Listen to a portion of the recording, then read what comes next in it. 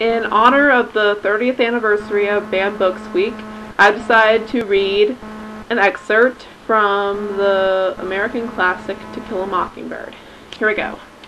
"Gentlemen," he was saying, "I shall be brief, but I would like to use my remaining time with you to remind you that this case is not a difficult one. It requires no minute sifting of complicated facts, but does require you to be sure beyond all reasonable doubt as to the guilt of the defendant. To begin with, this case should never have come to trial.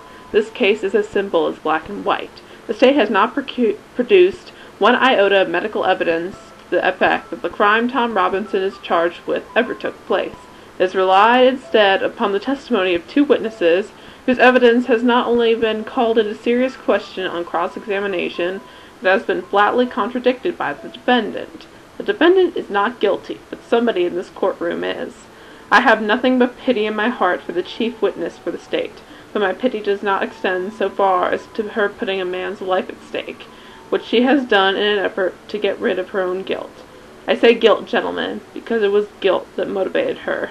She has committed no crime. She has merely broken a rigid and time-honored code of our society, a code so severe that whoever breaks it is hounded from our midst as unfit to live with.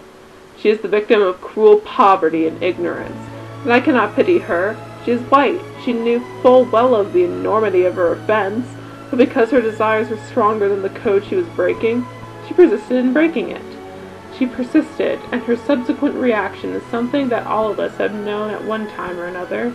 She did something every child has done. She tried to put the evidence of her offense away from her, but in this case she was no child hiding stolen contraband.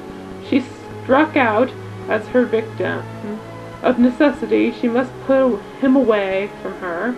He must be removed from her presence, from this world. She must destroy the evidence of her offense. What was the offense? What was the evidence of her offense? Tom Robinson, a human being. She must put Tom Robinson away from her. Tom Robinson was her daily reminder of what she did. What did she do? She tempted a Negro. She was white and she tempted a Negro. She did something that in our society is unspeakable. She kissed a black man. Not an old uncle, but a strong young Negro man. No code mattered to her before she broke it, but it came crashing down on her afterwards. Her father saw it, and the defendant has testified to his remarks. What did her father do? We don't know, but there is circumstantial evidence to indicate that Mayo of Buell was beaten savagely by someone who led almost exclusively with his left. We do know in part what Mr. Ewell did.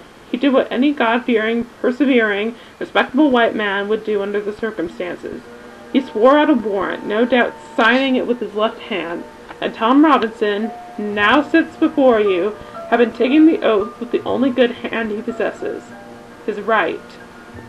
And so a quiet, respectable, humble Negro who had the unmitigated temerity to feel sorry for a white woman has had to put his word against two white peoples. I need not remind you of their appearance and conduct on the stand. You saw them for yourselves. The witnesses for the state, with the exception of the sheriff of Macomb County, have presented themselves to you, gentlemen, to this court, in the cynical confidence that their testimony would not be doubted, confident that you, gentlemen, would go along with them on the assumption, the evil assumption, that all Negroes lie, that all Negroes are basically immoral beings, that all Negro men are not to be trusted around our woman, an assumption one associates with minds of their caliber, which, gentlemen, we know is in itself a lie, as black as Tom Robinson's skin, a lie I do not have to point out to you. You know the truth, and the truth is this. Some Negroes lie, some Negroes are immoral, some Negro men are not to be trusted around women, black or white. But this is a truth that applies to the human race, and to no particular race of men. There is not a person in this courtroom who has never told a lie, who has never done an immoral thing, and there is no man living who has never looked upon a woman without desire. Atticus paused and took out his handkerchief. Then he took off his glasses and wiped them, and we saw another first. We had never seen him sweat. He was one of those men whose faces never perspired, but now it was shining tan. One more thing, gentlemen, before I quit. Thomas Jefferson once said that all men are created equal, a phrase the Yankees and the distaff side of the executive branch in Washington are fond of hurtling at us. There is a tendency in this year of grace, 1935, for certain people to use this phrase out of context to satisfy all conditions. The most ridiculous example I can think of is that the people who run public education promote the stupid and idle along with the industrious because all men are created equal. Educators will gravely tell you the children left behind suffer terrible feelings of inferiority. We know all men are not created equal in the sense some people would have us believe. Some people are smarter than others. Some people have more opportunity because they're born with it. Some men make more money than others. Some ladies make better cakes than others. Some people are born gifted beyond the normal scope of most men. But there is one way in this courtroom, in this country, in which all men are created equal. There is one human institution that makes a pauper the equal of a Rockefeller, the stupid man the equal of an Einstein, and the ignorant man the equal of any college president. That institution, gentlemen, is a court. It can be the Supreme Court of the United States, or the humblest J.P. court in the land, or this honorable court which you serve. Our courts have their faults, as does any human institution, but in this country our courts are the greater levelers, and in our courts all men are created equal. Now, I'm no idealist to believe firmly in the integrity of our courts and in the jury system.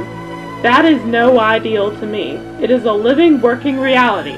Gentlemen, a court is no better than each man of you sitting before me on this jury.